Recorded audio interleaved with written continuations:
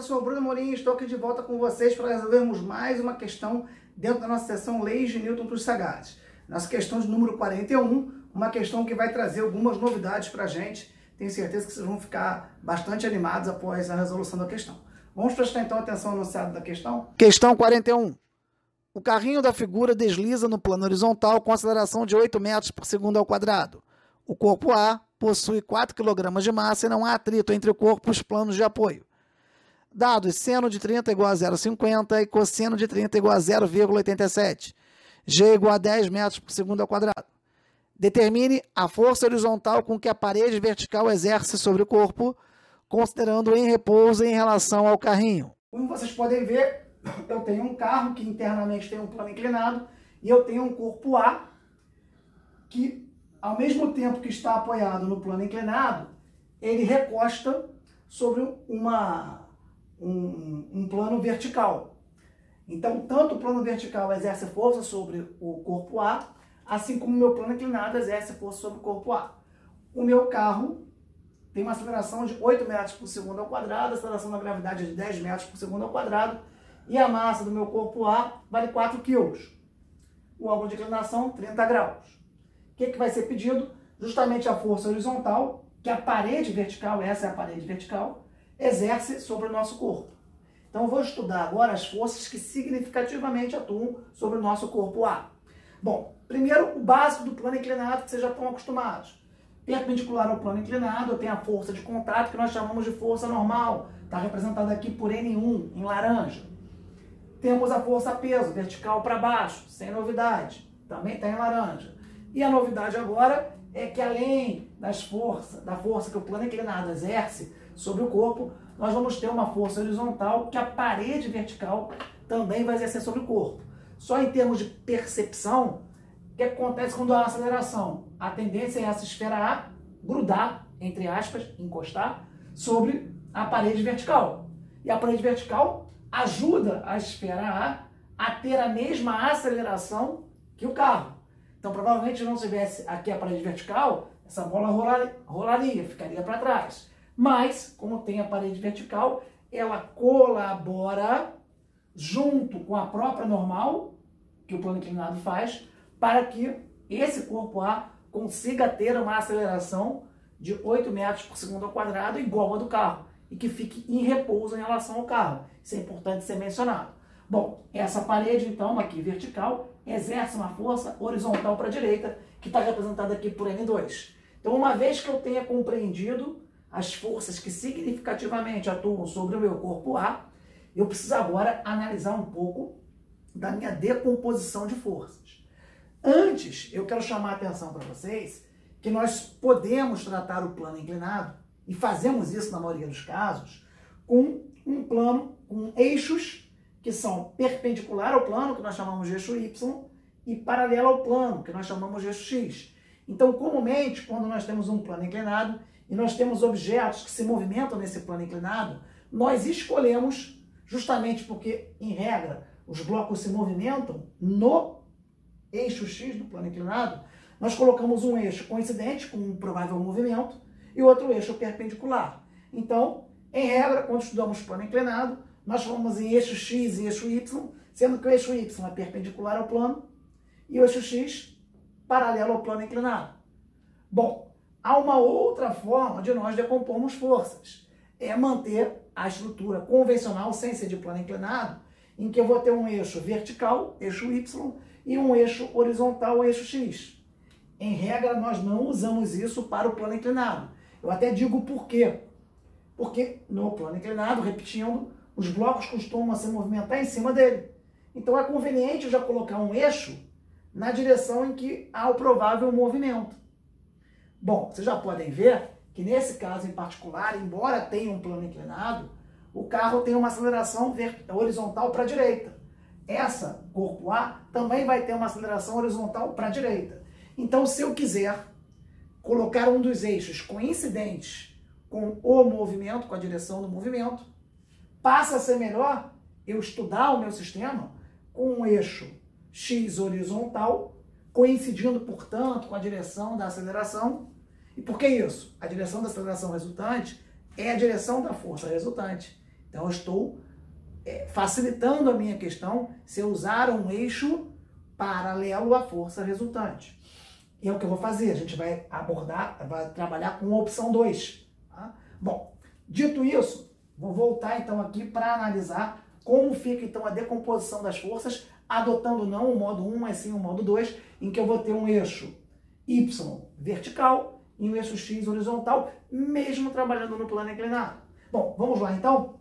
Eu fiz o meu desenho do plano inclinado em roxo, tracejei aqui o que seria um eixo perpendicular ao plano e botei em preto os eixos que eu vou trabalhar. Então, eixo X e eixo Y em pretos, horizontal, vertical, em roxo, pontilhado, o eixo que é perpendicular ao plano, que nós usamos em parte das questões, mas não nessa.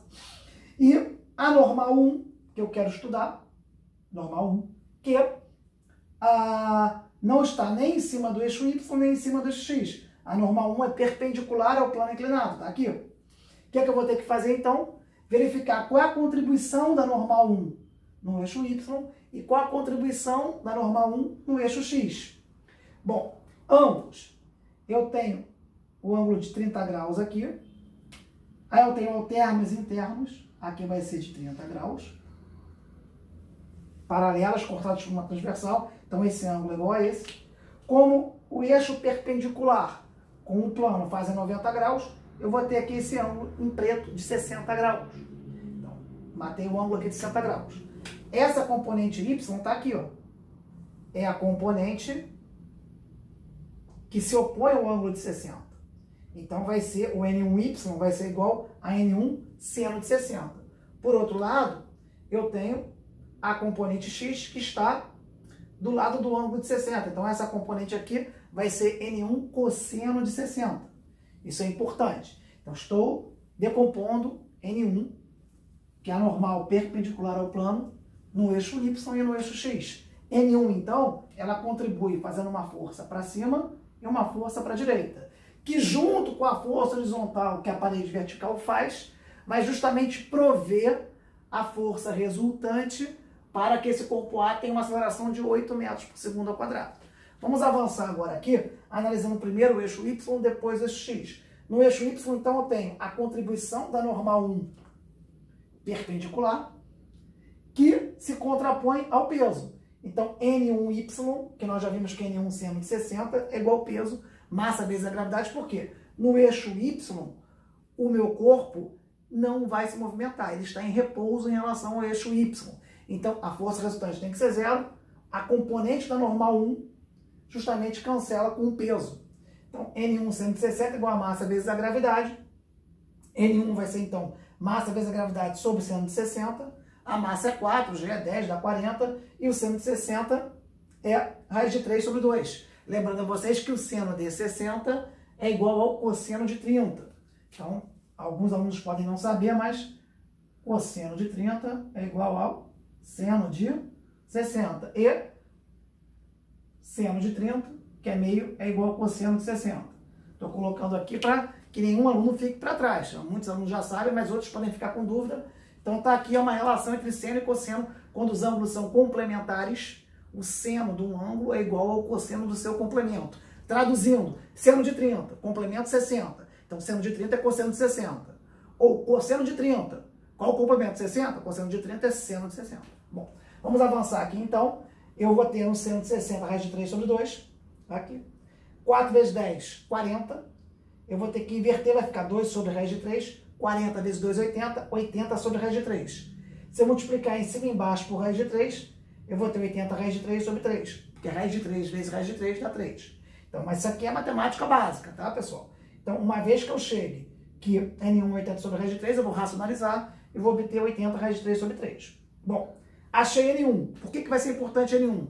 Justamente para poder estudar o eixo X, que é o eixo onde tem o movimento. Lembrando que a aceleração resultante é horizontal para a direita, então a força resultante também é horizontal para a direita. A segunda lei de Newton nos diz que força é igual a massa vezes aceleração. Então, vou botar para vocês N1x, ou seja, a componente de N1 na direção x, mais N2, as duas juntas empurram o meu corpo A. Então, N1x mais N2 é igual a MA. No lugar de N1 eu vou botar 80 raiz de 3 sobre 3. Só que N1x é N1 cosseno de 60. Então eu vou botar 80 raiz de 3 sobre 3 vezes cosseno de 60, que é 1/2. Lembrando a vocês, cosseno de 60 é seno de 30, que a questão dá. Mais N2, que eu quero descobrir, é igual a massa, que é 4, a aceleração, a questão diz que é 8. Beleza.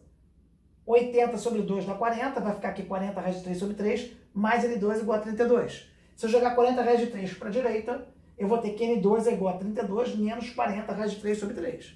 E aí eu fiz algumas contas com vocês, para facilitar. Raiz de 3 é aproximadamente 1,73. Se você fizer então 40 vezes 1,73, pegar esse resultado e dividir por 3, você vai achar algo em torno de 23,1 newtons.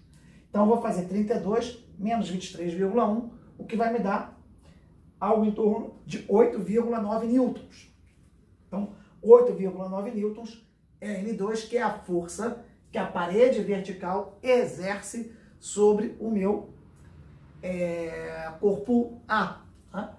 Então isso é importante, porque essa é uma questão diferente, é uma questão que originalmente foi tirada de um livro chamado Fundamentos da Física, era um livro referência, há muitos e muitos anos atrás. Nós temos agora outros livros muito bons, temos o Física Clássica, temos o Tópicos da Física, o Connect, então nós temos novos livros que acrescentam novas questões, mas o Fundamento da Física, no momento lá atrás, foi um livro de referência para o estudo de física do ensino médio. E tem até as versões mais modernas do Fundamentos da Física. Também é um bom livro para continuar estudando. Mas essa questão daqui é um clássico. É uma questão diferente que já tem há mais de 20 anos aí no mercado. Mas é interessante que poucas vezes ela é resolvida.